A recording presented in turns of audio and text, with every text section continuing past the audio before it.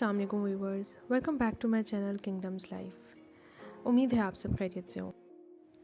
आज मैं आप लोगों के लिए जो टॉपिक लेकर आई हूँ वो ऑर्गेनिक मिल्क से रिलेटेड है कि आप अपने बच्चों को ऑर्गेनिक मिल्क दे सकते हैं या नहीं। तो मैं आपसे सबसे पहले एक सवाल पूछना चाहूँगी, आप बल्कि अपने आप से ये सवाल कीजिएगा। जब ये दुनिया बनी और इस दुनिया में चलें, बहुत हम पुरानी बात नहीं करते, हम कुछ अर्सा पहले की बात कर लेते हैं।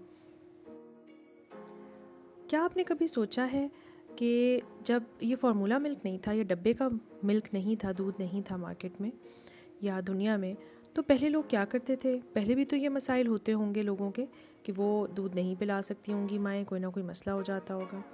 एक मसला तो हमें पता है अपने नबी पाक सल्लल्लाहु अलैहि वसल्लम की वजह से कि उन्होंने ज़िंदगी का जो पहला हिस्सा, जो बचपन का हिस्सा, जो पैदाइश के बाद का हिस्सा गुजारा, वो हलीमा सादिया के साथ गुजारा और उसकी रीज़न वो दूध ही थी। तो चलें, एक चीज़ तो हमें पता चल गई। अगर लोगों को ये भी अवेलेबल नहीं था उस ज़माने में, तो लोग क्या करते थे? कभी आपने इस बारे में सोचा?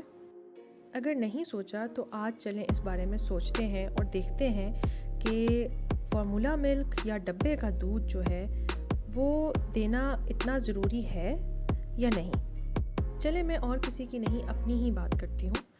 मैंने अपनी बेटी को फार्मूला मिल्क देना स्टार्ट किया और कुछ ही अरसे में मुझे उसके नताइज नज़र आना शुरू हुए। अगर आपने मेरी प्रीवियस वीडियोस देखी हैं तो आपने देखा होगा कि मैं लगातार एक चीज़ के साथ हुक्ड हूँ और वो है कॉलिक। कॉलिक एक ऐसा इशू मेरे साथ रहा, मेरी बेटी के साथ, कि मैं बहुत प्रॉब्लम में रही और उसकी वजह से मुझे दिन रात जागना भी पड़ा। जाहिर सी बात है, जब बच्चा आपका अनकंफर्टेबल है तो आपको तो उसके साथ देना है, आप उसको छोड़ तो नहीं सकते रोता हुआ। तो हुआ कुछ यूँ कि मुझे बहुत से लोगों ने कहना स्टार्ट कर दिया। जाहिर सी बात है, जिन लोगों के एक्सपीरियंसेस होते हैं वो वही शेयर करते हैं और ये बड़े बुज़ुर्गों की ही बात मैं बताऊंगी। और अल्हम्दुलिल्लाह हम लोग ब्लेस्ड हैं अल्लाह ताला की तरफ से कि हमारे आगे पीछे ये लोग मौजूद हैं। बहुत से लोगों से कहने के बाद मैंने ये स्टार्ट किया कि मैंने बच्ची को अपने गाय का दूध देना शुरू किया। ठीक है, डायरेक्ट नहीं दिया, मैं डर बहुत रही थी। मुझे लग रहा था जैसे गाय का दूध देने से उसका कोई मसला हो जाएगा, डायरिया हो जाएगा या कुछ ना कुछ इस तरह का इशू हो जाएगा जो मुझसे शायद बाद में हैंडल ना हो। बहुत से वहमात थे दिमाग के अंदर। मगर ऑनेस्टली स्पीकिंग मेरा एक्सपीरियंस बिल्कुल मुख्तलिफ रहा।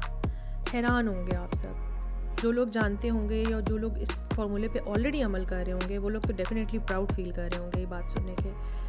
मगर जिन लोगों को नहीं मालूम, मैं उन लोगों को ज़रूर बताती जाऊँ कि अगर आप अपने बच्चे को फार्मूला मिल्क दे रहे हैं और अगर आपका मदर फीड नहीं आ रहा सिर्फ इस वजह से, तो प्लीज़ स्टॉप इट।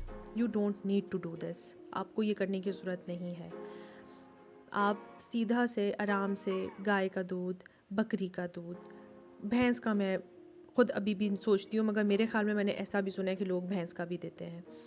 मगर अगर आप कर सकते हैं तो खालिस दूध आपको मिलता है आपकी मार्केट प्लेस में, कहीं गांव के एरिया से मंगवा लें, किसी करीबी इलाके से मंगवा लें। गाय का दूध अपने बच्चे को दें विदाउट एनी हेजिटेशन।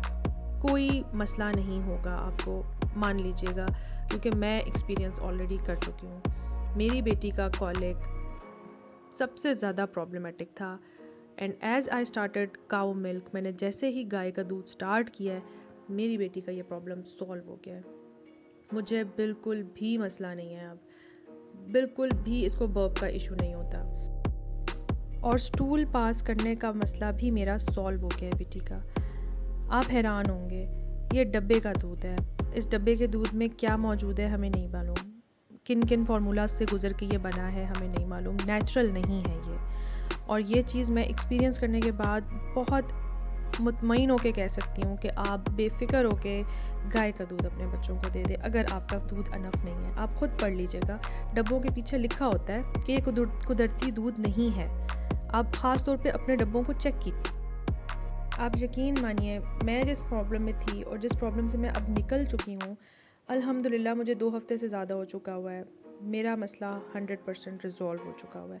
मैं आप सबको भी रिकमेंड करती हूँ, आप लोग बेफिक्र होके गाय का दूध, बकरी का दूध, जो भी आपको अवेलेबल होता है, आप अपने बच्चों को बेफिक्र होके दें। मेरा नहीं ख्याल हमें अब सोचना चाहिए कि हम इन जितनी भी बाज़ारी और ये जो नई नई चीज़ें बन रही हैं इनकी तरफ ज़्यादा माइल हो। हमें कोशिश करनी चाहिए हम उन पुरानी चीज़ों को आज़माएं जो हमारे बच्चों के लिए सेहतमंद हैं, जिससे हमारे बच्चे सेहतमंद हों।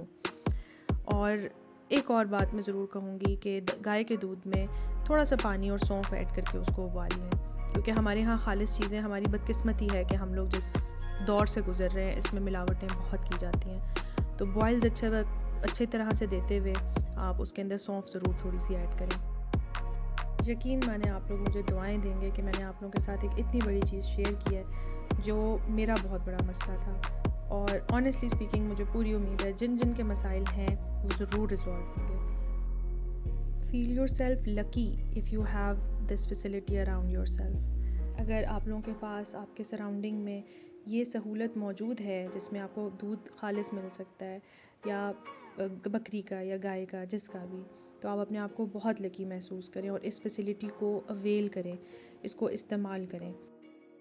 मुझे पूरी उम्मीद है अगर आप इस फार्मूला के ऊपर अमल करेंगे तो आप भी बहुत रिलैक्स हो जाएंगे जिस तरीके से मैं हुई हूँ। मैं इसी तरह की अच्छी अच्छी वीडियोज़ आपके लिए लाती रहूँगी। मुझे नेक्स्ट टाइम तक के लिए इजाज़त दीजिए। अल्लाह हाफ़िज़।